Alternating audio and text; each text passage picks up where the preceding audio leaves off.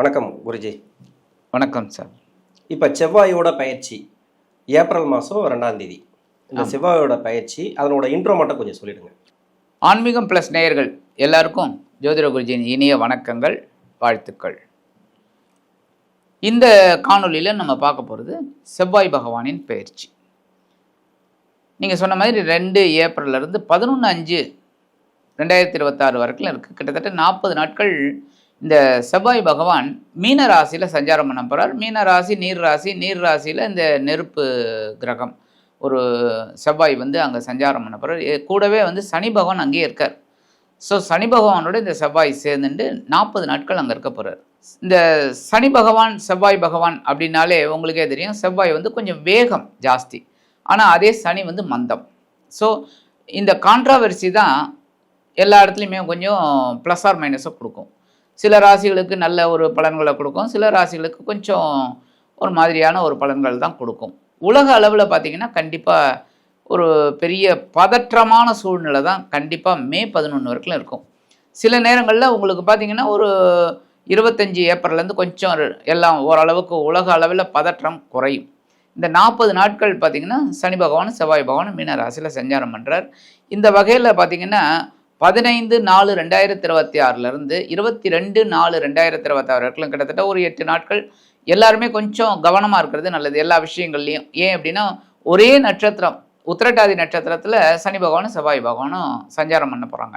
So எல்லாருமே கொஞ்சம் care எடுத்துக்கிட்டு இருந்தால் பரவாயில்ல.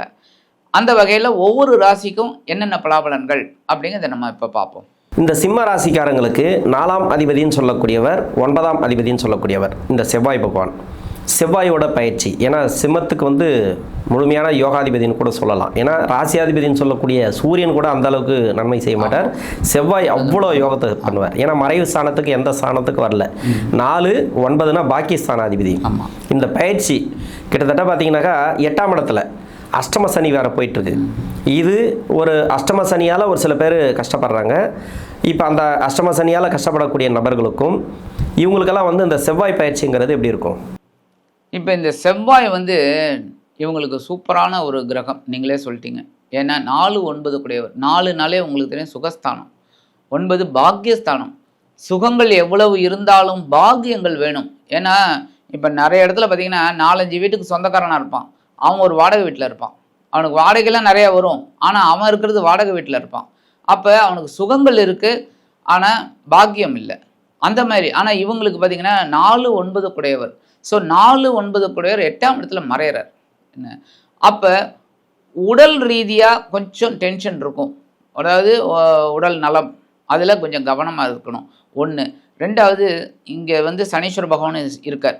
என்ன பட் இவங்களுக்கு சனீஸ்வர பகவான் 5, 6 கூடையவர். 6 கூடையவர் 8ல் மறையிறார்.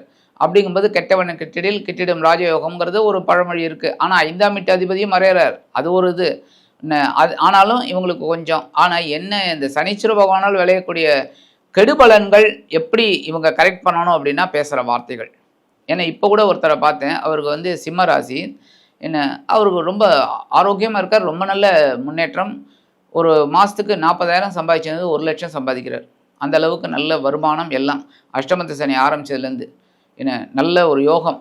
என்ன ஆனால் லாஸ்ட் வீக் பார்த்திங்கன்னா வாயில் அடிபட்டு வாய் ஏதோ ஒரு பிரச்சனையில் சண்டை பிரச்சனையில் வாய் உடப்பட்டு தையல் போட்டுருக்காங்க உதட்டில். கிட்டத்தட்ட 1 வாரம் கஷ்டப்பட்டார்.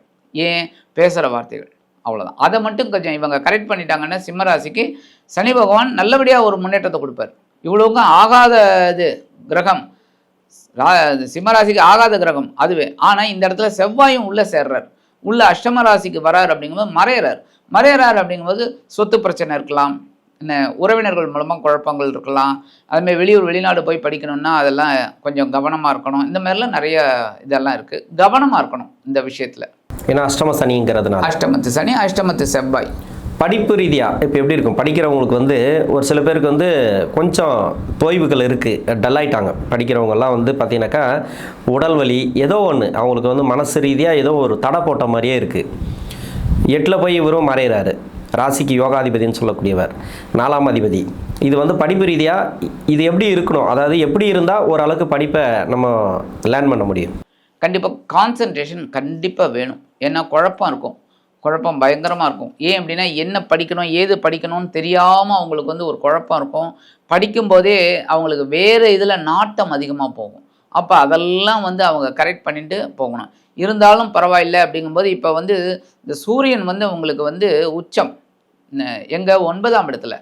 ஸோ பாக்கியங்களை அனுபவிக்கக்கூடிய ஒரு இடத்துல சூரியன் உச்சமாகும் போது உங்களுக்கு ஒரு நல்ல ஒரு இது கிடைக்கும். ஆனால் செவ்வாய் வந்து அஷ்டமத்தில் இருக்கிற வரைக்கும் 40 நாட்களும் இவங்க ரொம்ப கவனமாக தான் படிக்கணும். ஏன்னா கான்சன்ட்ரேஷன் போயிடும். அப்படியே இந்த பக்கம் அந்த பக்கம் இதாகும். அதெல்லாம் கரெக்ட் பண்ணி படித்தாலே ரொம்ப நல்லது. ஏன்னா ராசிநாதன் சூரியன் என்பது ஆளுமை. அப்போ நல்லா படித்தா நல்லா முன்னேறணும். அந்த மேல் எடுத்துக்கணும். திருமண வாழ்க்கைக்காக முயற்சி பண்ணக்கூடிய நபர்களுக்கு இப்போ சக்ஸஸை கொடுக்குமா அந்த செவ்வாய் பயிற்சிங்கிறது? சிம்ம ராசிக்கு எப்போவுமே இல்லற வாழ்க்கை அப்படிங்கிறது பார்த்தீங்கன்னாக்க கண்டிப்பாக அண்டர்ஸ்டாண்டிங்கில் தான் போகும். ஒரு பந்த பாசம் அதெல்லாம் இருக்கும். எல்லாம் உறவினர்கள் மூலம் எல்லாருக்கும் எல்லாமே இருக்கும். ஆனால் இல்லற வாழ்க்கை அப்படிங்கும்போது ஏன்னா இவங்க வந்து ஆளுமை என்ன அந்த காலத்துலலாம் ஆளுமை இருந்தது. என்ன ஆண் தான் என்ன அந்த வீட்டுக்கு வந்து ஆண் தான் எல்லாம் ஜீவனம் எல்லாமே அவன் தான். பெண் வந்து அடுப்பு ஊதி சமைக்கிறது தான் அவங்களோட வேலை அப்படின்னு இருந்து குடும்ப தலைவி அப்படி தான் இருந்தாங்க. அண்ணா அப்போ வந்து அடுப்பூதும் பெண்களுக்கு படிப்பதுக்குன்னு சொன்ன காலமெல்லாம் இருந்திருக்கு என்ன அப்போ ஓகே. ஆனால் இப்போ வந்து ஆண்களாகட்டும் பெண்களாகட்டும் ரொம்ப அட்வான்ஸாக போயிட்டு இருக்காங்க. ஸோ 2 பேரும் சம்பாதிச்சா தான் குடும்பத்தை நடத்த முடியும். ஸோ ஆண்களை விட பெண்கள் அதிகமாக ஆமாம் நல்ல சம்பாதனை. ஏன்னா அவங்க வந்து அப்படியே போயிட்டு இருக்காங்க. அப்போ இந்த சிம்மராசி நேயர்களுக்கு இல்லற வாழ்க்கை அப்படிங்கிறது சுமாராக இருந்தால் கூட அண்டர்ஸ்டாண்டிங் இருக்கும். ஏன்னா தன் மனைவியை தன் கணவனை விட்டு கொடுக்காத ஒரு இது இருக்கும் இவங்களுக்கு. ஏன்னா இதில் பார்த்தீங்கன்னா மகம் பூரம் உத்திரம். மகம் என்றைக்குமே வந்து இந்த ஞானம் அதனால் அப்படியே போயிடும். பூரம் வந்து சந்தோஷம். ஸோ அவங்க கண்டிப்பாக அப்படியே இந்த ஃபேமிலியில் ஐக்கியம் ஆகிடுவாங்க. ஸோ பிரச்சனை இல்லை. ஆனால் இப்போ இந்த காலகட்டத்தில் இவங்களுக்கு ஒரு நல்ல முன்னேற்றம் கிடைக்கும். அஷ்டமத்தில் மறைஞ்சால் கூட இவங்களுக்கு வந்து ஏன்னா சந்தோஷம்னாலே மறைவு தாங்க. கரெக்டாக சந்தோஷமாகட்டும் துக்கமாகட்டும் 2மே மறைவு தான். அப்போ இந்த மறைவு அப்படிங்கும்போது சந்தோஷம் நல்லபடியாக இருக்கும். இப்போ திருமண முயற்சிகள் கை கூடுமா இந்த டைமுங்கிறது? ஏன்னா பண்ணலாமா வேணாமா அது ஒன்று இருக்குது. ஏன்னா அஷ்டமத்தில் சனியாக அஷ்டமத்தில் இருக்கார், யோகாதிபதி போய் மறையிறாரு. இந்த டைமில் ஒரு வரன் வருது. இது வந்து நல்ல வரனாக இருக்குமா இல்லை வந்து செலெக்ஷன் பண்ணலாமா? இதுமாதிரி நிறைய குழப்பங்கள்லாம் இருக்கும். புரியுதுங்களா? அந்த அமைப்பு எப்படி இருக்கும் இந்த செவ்வாய்? இந்த சிம்மராசி நேயர்களுக்கு பார்த்தீங்கன்னா குரு தான் இப்போ ஃபேவரபுளாக இருக்கார். என்ன 11? ஆமாம் 11 இருக்காருங்கும்போது அவர் ஒருத்தர் தான் ஃபேவரபுளாக இருக்கார். என்ன பரவாயில்லை அப்படின்னாலும் உங்களுக்கு பார்த்தீங்கன்னா 3, 5, 7 விழுறது. சுபகாரியங்கள் தடைக்கு அப்புறம்தான் நிறைவேறத்துக்கு வாய்ப்பு இருக்குது. ஆனால் இந்த மங்களக்காரகன் 8ஆம் இடத்துல மறையிறார் அப்படிங்கும்போது இதில் வந்து என்னதான் இவங்க முட்டி மோதினா கூட கொஞ்சம் தடை இருக்கும். அதை மீறி தான் இவங்க ஒர்க் அவுட் பண்ணணும். இப்போ பொருளாதார ரீதியாக நிறைய பேருக்கு வந்து வேலை பிரச்சனை, தொழில் செய்யக்கூடிய நபர்களுக்கு தொழில் பிரச்சனை. அதுலேயும் ஒரு சில பேர் நீங்கள் சொன்ன மாதிரி நல்லாவும் இருக்குது, இல்லைன்னு சொல்லலை. அதில் நல்லா வருமானம் அவங்களுக்கே வந்து அதிர்ச்சியாக இருக்கும். என்ன இந்த டைமில் வந்து சிம்மத்துக்கு நல்லா இல்லைன்னு சொல்கிறாங்க, ஆனால் பார்த்தீங்கன்னாக்கா நமக்கு நல்ல வருமானம் வருது அப்படின்ற ஒரு சில பேர் அது மாதிரி இருக்காங்க. அது தசாபுத்தின்னு வச்சிங்களேன். இப்போ தசாபுத்தியால் பாதிக்கப்பட்டவர்களுக்கும் ரொம்ப கஷ்டப்படக்கூடியவர்களுக்கு பொருளாதார ரீதியாக ஏன்னா மனசில் நிறைய வலியை வச்சுருப்பாங்க, அவங்களுக்கெல்லாம் அந்த செவ்வாய் பயிற்சிங்கிறது எப்படி இருக்கும்? இப்போ பொருளாதார ரீதியாக நீங்கள் சொன்னது ரொம்ப அற்புதம். ஏன்னா தசாபுக்தியும் ஃபேவரபுளாக இருந்தால் தான் எல்லாமே நல்லபடியாக நடக்கும்.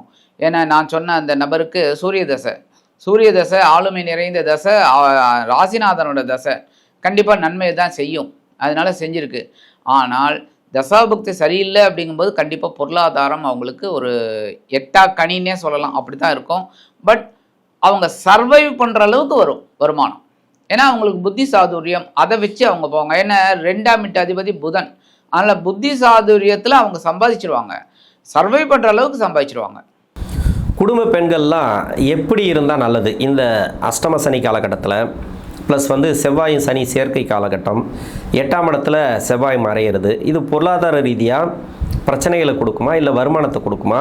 இல்லை குடும்ப பெண்கள் அது வந்து அவங்க எந்த அளவுக்கு கரெக்டாக இருந்தால் ஓரளவுக்கு நல்லா இருக்கலாம்? 8ஆம் இடம் மறைவு ஸ்தானம் அப்படிங்கும்போது எதிர்பாராத ஒரு தனலாபம் கிடைக்கிறதுக்கும் வாய்ப்பு இருக்குன்னாலும் இவங்க உடல் ஆரோக்கியத்தில் கவனமாக இருக்கணும், பேசுகிற வார்த்தைகளில் கவனமாக இருக்கணும். கண்டிப்பாக என்னதான் இப்போ உத்தியோகத்துக்கு போகிற பெண்களாக இருந்தால் கூட இப்போல்லாம் வாகனத்தில் தான் போகிறாங்க. எல்லா லேடிஸும் பார்த்திங்கன்னா ஸ்கூட்டி அது இதில் தான் நிறைய பேர் வந்து பெரிய பெரிய பைக்கே ஓட்டுறாங்க. அப்போ அவங்க அந்த வாகன பயணங்களில் கொஞ்சம் கவனமாக இருக்கணும். அது இருந்தாலே போகிறோம். மற்றபடி பொருளாதாரம் அப்படிங்கும்போது அவங்களுக்கு கொஞ்சம் ப்ளஸ் ஆர் மைனஸாக தான் இருக்கும் இந்த 40 நாட்களும். பரிகாரம், இந்த சிம்ம ராசிக்கு இந்த பரிகாரம் பண்ணிங்கன்னா, ஏன்னா ராசிக்கு யோகாதிபதி மறைவு ஸ்தானத்தில் இருக்கிறார், இந்த பரிகாரம் நீங்கள் பண்ணிங்கனாக்கா உங்களுக்கு நல்லா இருக்கும் அப்படின்னா என்ன பரிகாரம் பண்ணலாம்? செவ்வாய் அப்படின்னாலே பூமிக்காரகன் அப்படின்னாலே முருகப்பெருமான். முதல்ல முருகப்பெருமான் வழிபாடு பண்ணட்டும். செவ்வாய்க்கிழமை அன்னதானம் பண்ண சொல்லுங்கள். அதான் பெரிய இது.